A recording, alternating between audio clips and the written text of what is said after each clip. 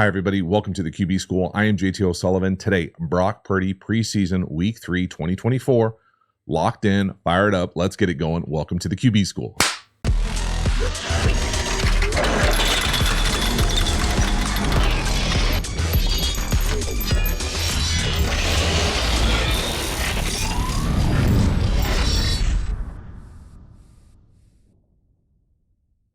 Before we dive into the video, quick reminder about the Quarterback School Patreon community. This group is the foundation, the bedrock of the channel. Not only is it a great, cheap way to support the channel, but you get even more Quarterback School content. So hop over there, join, become a member. I appreciate your support. As for this video, let's get into it. Brock Purdy, preseason, week 3, 2024, overreact season.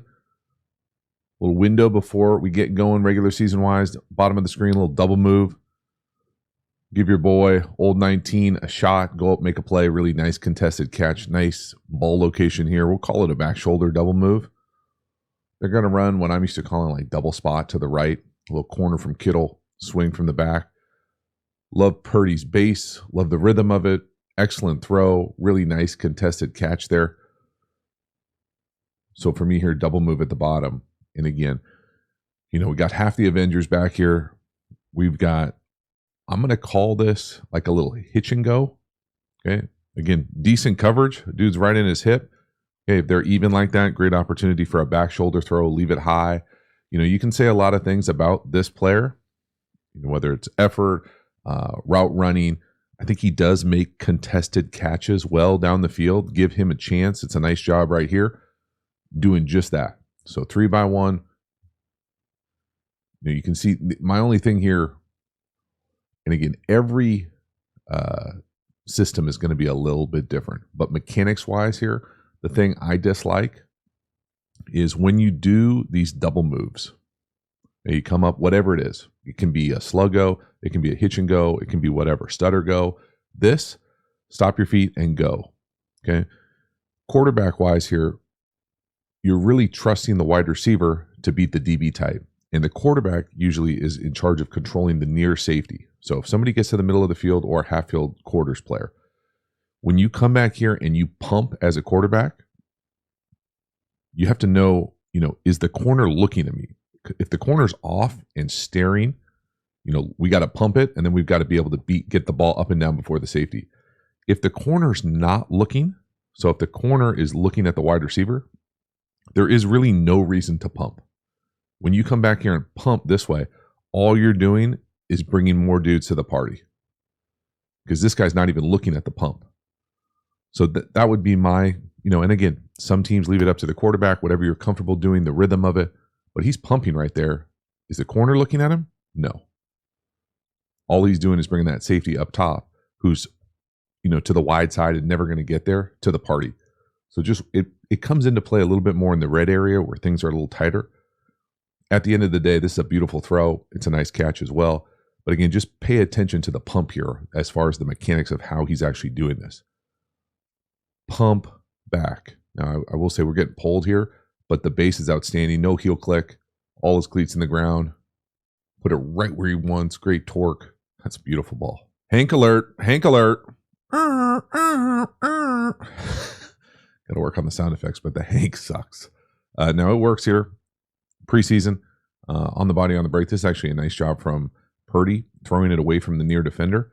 I'm not sure why Kittle decides to body that thing up, but it works well here. Again, preseason, country cover zone. It works especially well when the zone players underneath mess up the coverage. So I would call this backer, 3-backer. Normally you'd be to the flat, to the hook curl, to the hook curl. And so when he comes down to this like curl middle hook area, this linebacker, I would bet a lot of money does not do the correct thing. Now, it doesn't matter. Say he drops over here to the hook curl this way. Well, Kittle's still going to come up here, raise up, catch 5 yards. Okay, I'm not going to rehash my issues with static routes for 5 yards. It works great right here. It works even better just like this when the defense messes up the zone coverage underneath. And that much space in this kind of coverage not supposed to be there any level of football, let alone the NFL. Preseason for the defense too. Brock, though, I really like this throw. 5-step, no hitch. Can we talk about this route, this sit route over the ball? the ball location matters. So as he sits here, you want to throw this thing away from the near defender. So the near defender, they're all over here. So it makes it even more magnified so that when you catch it, hopefully with your hands, you can then go spin to where the direction the ball takes you. You definitely wouldn't want to throw it over here, right? That's into the defenders. So a really nice job from Brock. You know, he not calling the plays. Scott, Hank, boop. Get upfield. Let's go. So this next one is an interesting one. It's 2nd and 15. We're going to be hot up top. It's going to be empty 3x2 double stick. Okay, so the number 2 and the number 3. Kittle and Debo up top are running double stick. Now, we're hot. He's able to get out of it. I'm pretty sure they call this thing back for him probably being out of bounds. It's a nice play from Brock extending here. I'm going to go through kind of how I best understand double stick into a hot route. And we'll kind of talk about the potential options here because you don't love having to make somebody miss as a free runner in a hot situation. And again, you know, we're early. Okay, I don't want to start going crazy on perimeter players who I think sometimes are tough to throw to. But let's draw double stick. So this must outside release go. And the double stick part of it is right here. The number 2 usually has a quick out where he cannot stop.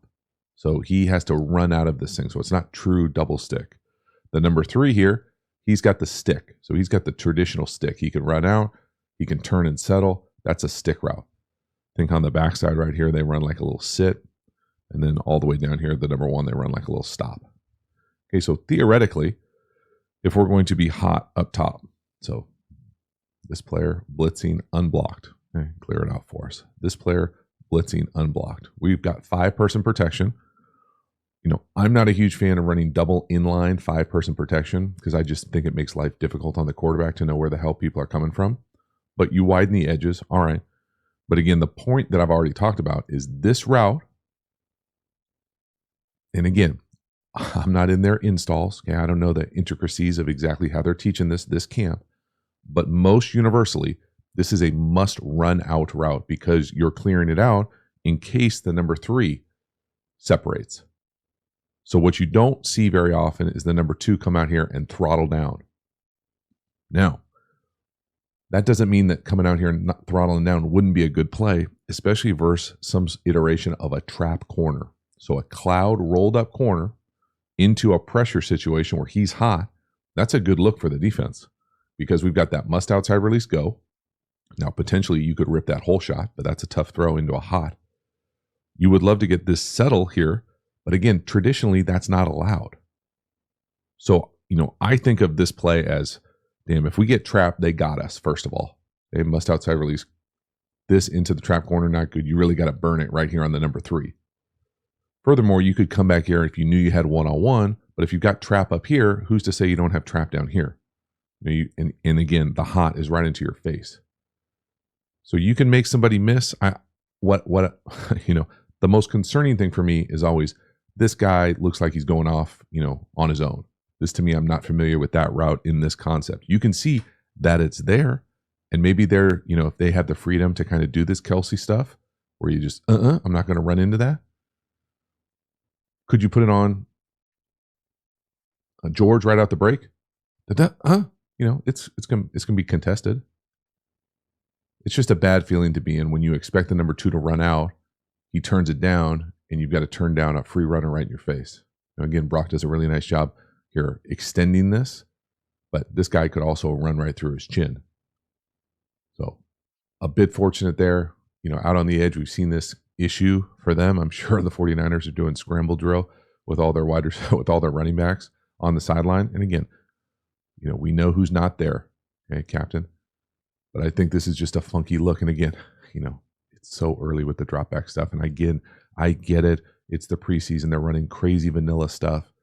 I don't love seeing wide receivers do their own thing out there. Now we don't have answers. Now we're in trouble. Next one here, little play action, drift post up top, corner stop down here to the bottom. Nothing there. You know, we kind of talk about how this ends up being a sack. I don't really think there's anywhere specifically you would expect the ball to go as far as decision making from Brock. If anything, I would say the running back probably should get the ball here if he gets out quicker. I feel like he's a little slow. Could he also help the left tackle right there? Hell yeah.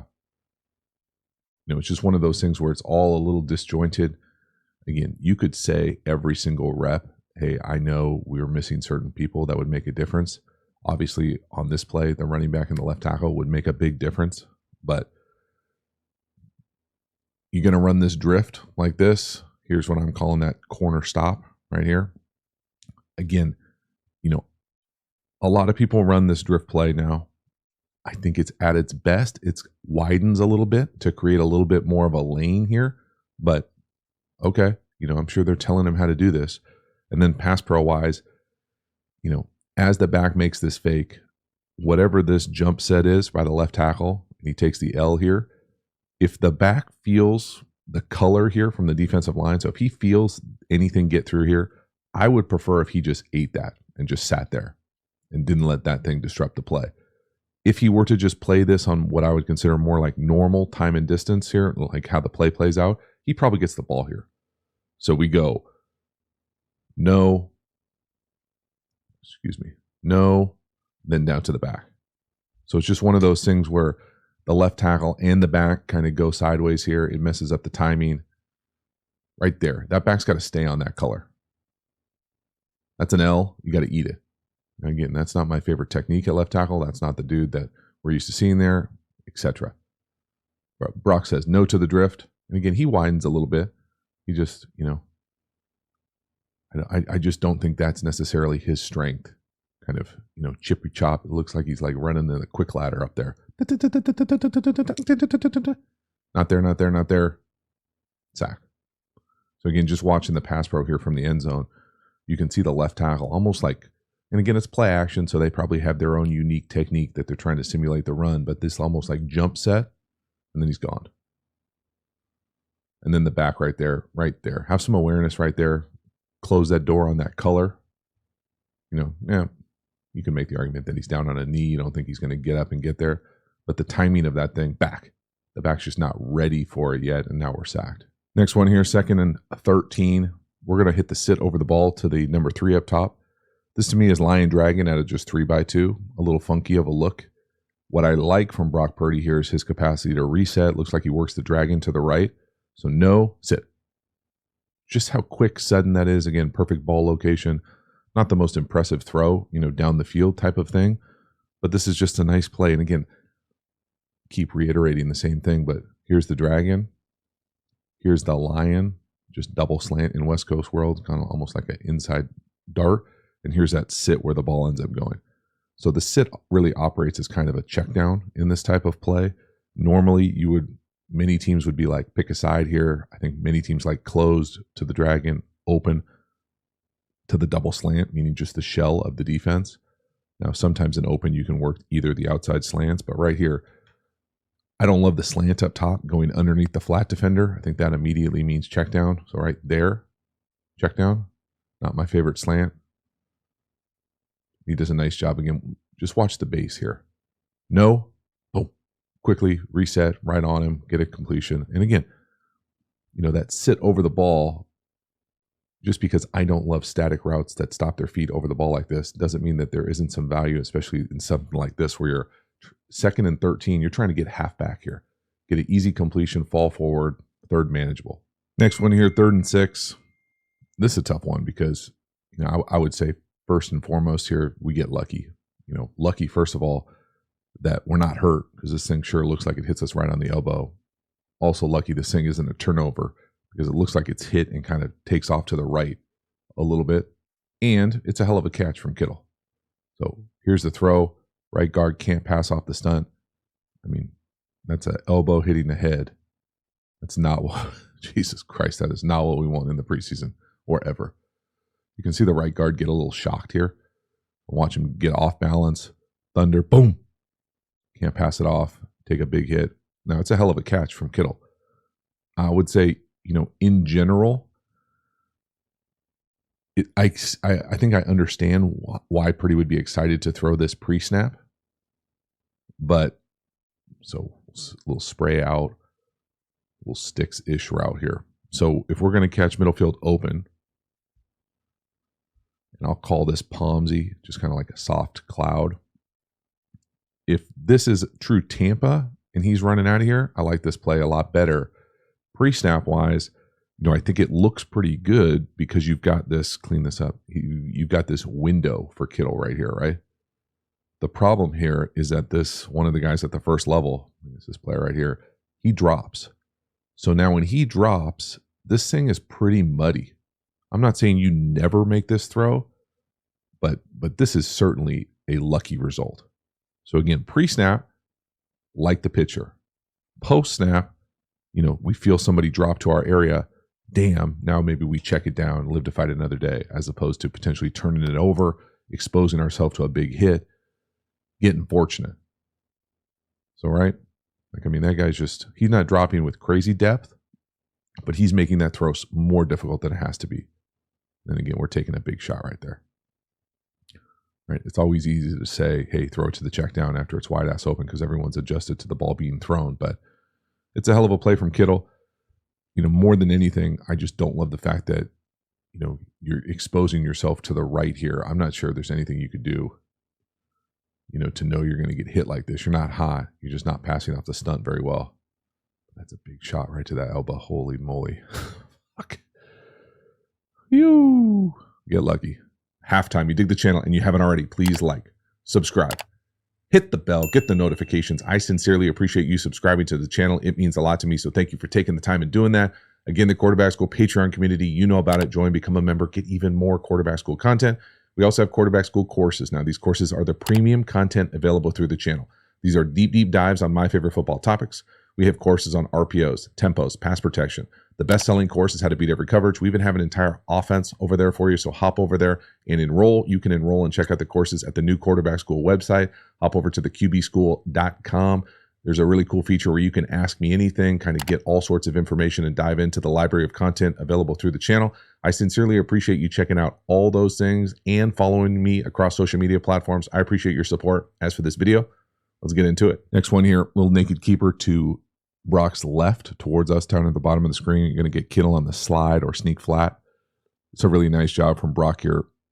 Quickly stopping his feet. The dude is quick. Got a little arm angle here. Drop it down. We talk a lot on this channel about these naked keeper footworks.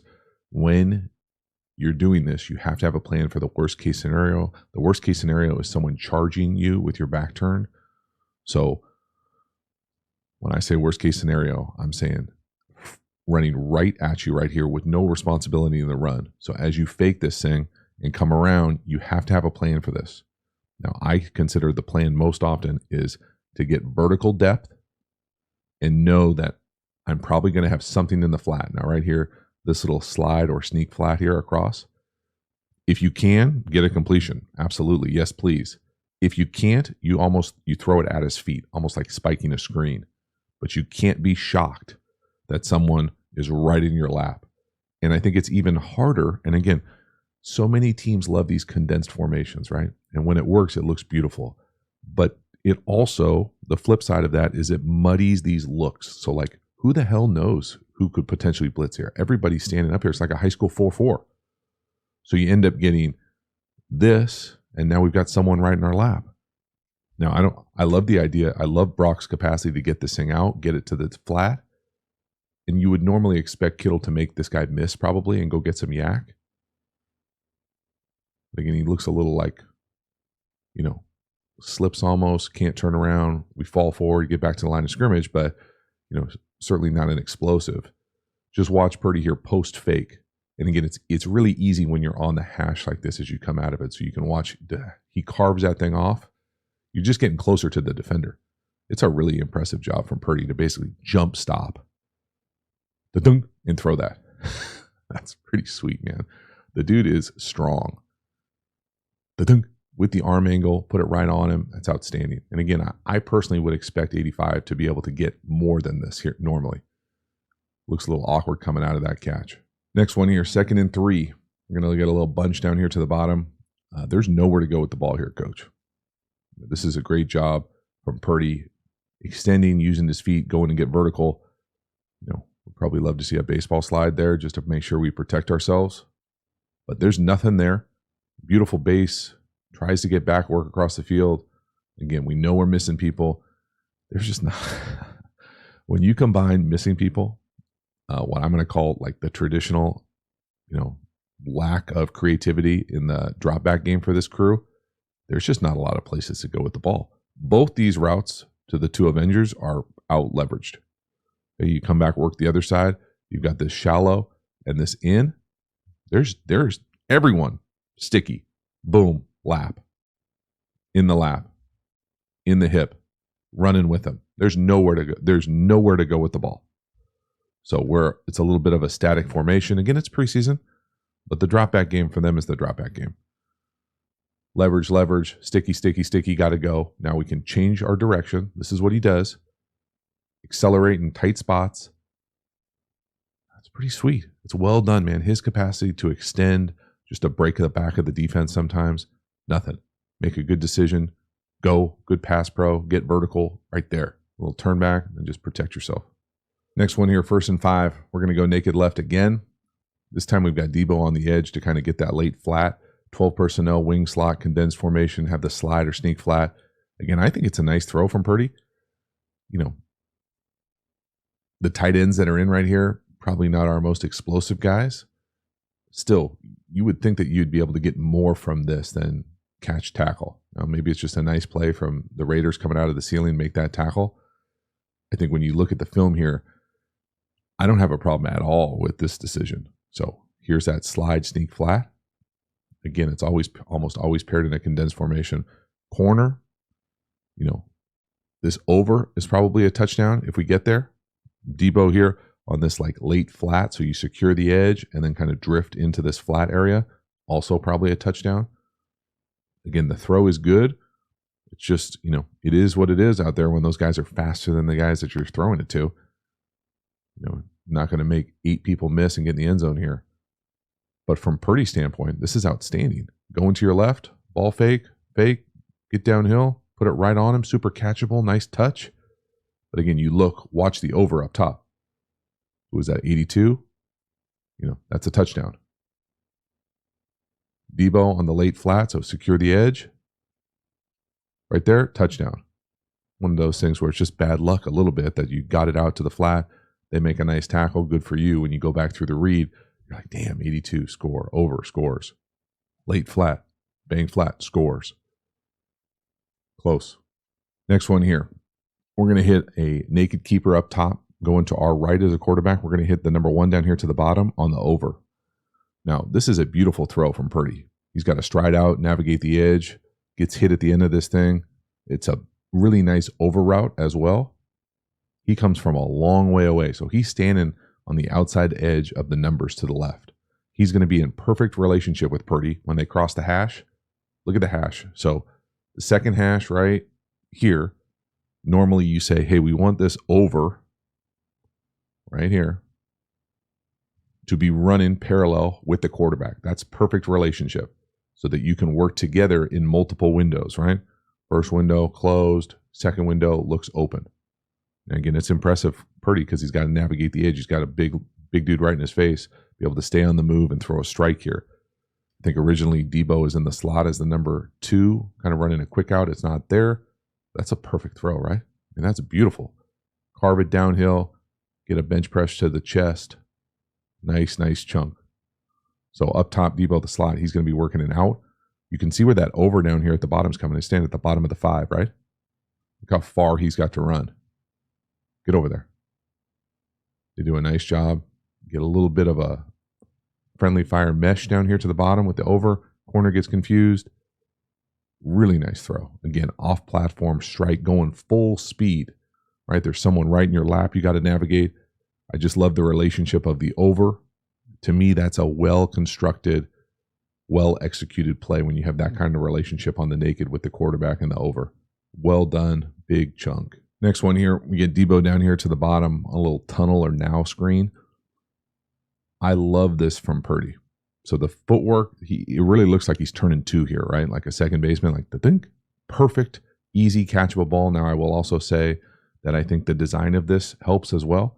These are not easy throws. They're slightly easier to the left for a right-handed quarterback because you're lined up already this way, right? But the thing that I love is we cut the split down. So he's splitting the difference between the numbers and the hash. So it's a shorter throw. And I love his pace that he plays this thing at, kind of the flow of catch, right foot down.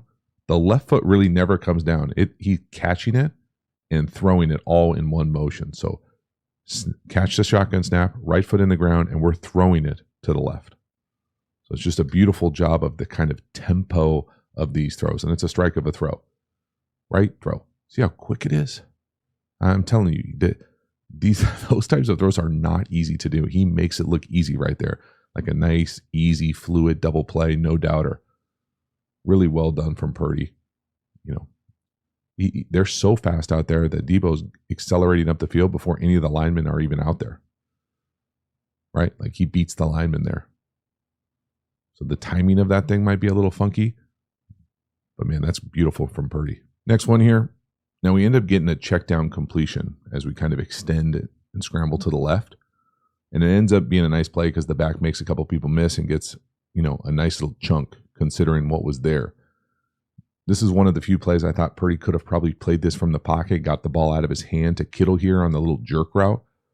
So no to the hook flat. Yes to Kittle. He doesn't like it. He extends. Now, again, it works out, and the capacity to extend is something that is obviously present all over the league. But you don't know that you're going to extend and get this going. Now, this traditionally is a red zone quarters play for me. So at the end of the day, what it is it's just a hook. Now, they run a spray hook with a flat, curl flat. You know, you pair it with almost like a dagger-ish clear. So this is to take that near safety out of there. If he can take two, great. But you're really trying to work that flat defender down here to the bottom. So what does this flat defender do? He pushes. What does that, you know, hook curl defender do? He pushes as well. Well, now if he pushes as well, then on the backside we've got this little sit or jerk. So up and then across. So first you're reading this kind of flat defender. So as the flat defender, we want to work that hook curl. Right, we've got the spray and the flat. If the flat defender takes that away, so he's going to get with, what does the hook curl defender do? The next guy inside. If he moves as well, then you know you're going to have this jerk coming in there to replace him. So I just feel like the ball could go here quicker. Normally, I would say Purdy would be able to get the ball out of his hand like this. I think it's there. Read it out down here to the bottom. You know, no. Again, the routes from one down here to the bottom, not my favorite. He peaks early. He puts some turn signals down. He's got both the flappers down right there with the arms out. He's peaking. He's turning before he's stopped. Right? You can see 27, the corner is stopped before the wide receiver. That's never a good, trait. And then if it's not there down here to the bottom, curl flat, Kittle right there. Boom. There it is. Throw it to him. And again, if he thinks it's tight, squeeze, get out there, create. This is pretty awesome. And again, just because he doesn't play it on my tempo doesn't mean it's not a good tempo right here and gets us a nice little chunk in the red area. So watch it, this thing play out to the right, and then the tempo back to Kittle. So no, right there, one hitch, two hitch, Kittle, boom, put it on him. Right there, put it right on him. Now maybe it's because Kittle's not looking right there, but I would say you could throw that. Let's throw that. Either way, he gets out to his left. Off platform, nice little flick to the check down, get vertical, let's go. Next one here, this is a tough one. 3rd and 6, interception down here to the bottom. Debo running the slant, contested. It's good coverage. I think the ball is fine. I think, tips happen over the middle of the field, bad things happen. And Purdy does a nice job right here making sure that's not a touchdown. Obviously don't love seeing him make tackles, but got to be a football player first. Now, we could talk about read-wise here, and again, it's always a bummer when you throw a pick. Okay, it hurts even more when you turn on the film and you look at the other side and you've got multiple touchdown opportunities. But nice job there at the end of it, making sure he gets out of bounds. Concept-wise for me, I'm used to calling this just drag and lion. So here's the inside dart. Here's the slant. So that's the lion side. Up here would be the dragon side, slant, flat. Now, it looks like they run more slant wheel here. And again, as is always the case, seemingly something bad happens on one side, you look at the other, and you got multiple touchdown opportunities. I would say most people read lion dragon as closed open. So closed open. If it's open, you can really go man either side. So open man, you really could work technically either one of these guys. Going to be probably pretty good looks. I don't really have a problem with the decision. Again, I don't think this is where this guy thrives. He should honestly be better, especially in press like this. When I say be better, don't go out there and just make it look like you're trying to work the slant. Again, give him something, set up the fade, come back and cross his face. Create some, hey, I'm going to run by your ass and then come back underneath it. It can't be, that doesn't do anything. And so, you're trusting him to win. He doesn't win. The guy's right there. He tips the ball, and now we're in trouble. So watch the route at the bottom. Again, that just to me doesn't look like he's going to go by him ever. It looks like we're doing, a quick ladder. Now watch up top. Slant, scores. Wheel, scores. Now you're not going to know that they're going to run into each other like this. But that's one of the benefits of the slant flat. You get a potential rub. So no, again, is the ball a bad throw? Maybe it's a tick high, but we got to be able to, first of all, we got to win. Second of all, we got to not have this turn into an interception. Damn. And again, he's a very good football player, Deebo Samuel. He great with the ball in his hands. We saw him on the screen. I think there are some things he does better than others. Being out there as a static route runner versus press, to me, I feel like he should be better, but he's not that guy right now, if he ever was. So that is a wrap. Preseason week 3, 2024. Overreact time, from now until the start of the season. The reality is this offense isn't the same when they don't have all the Avengers, all their weapons out there. Everybody knows they're not there. Will they all be back? Probably. I expect them to be really good, really dynamic. They've got a bunch of really unique players and really dynamic players at their positions. When they're all out there, it's very fun. It's explosive. It's dynamic. The scheme contrasts and brings the best out of many of those players. And so it's fun to see all of them kind of interweave together and make each other better and become this like really special unit across the league. When it's not that, it's harder. And that's what it looks like. It looks harder. And so, trying to figure out what it will look like moving forward, depending on what is available, we're all going to find out together. But I think Brock Purdy looks like Brock Purdy. Dude can extend. Dude looks stronger. He's able to move, create, extend plays, make really good decisions, be on time, be precise with the ball. A lot of good stuff. So excited to see what it looks like moving forward for the 49ers. Thank you so much for hanging to the end. I'll see you on the next one. Have a good one.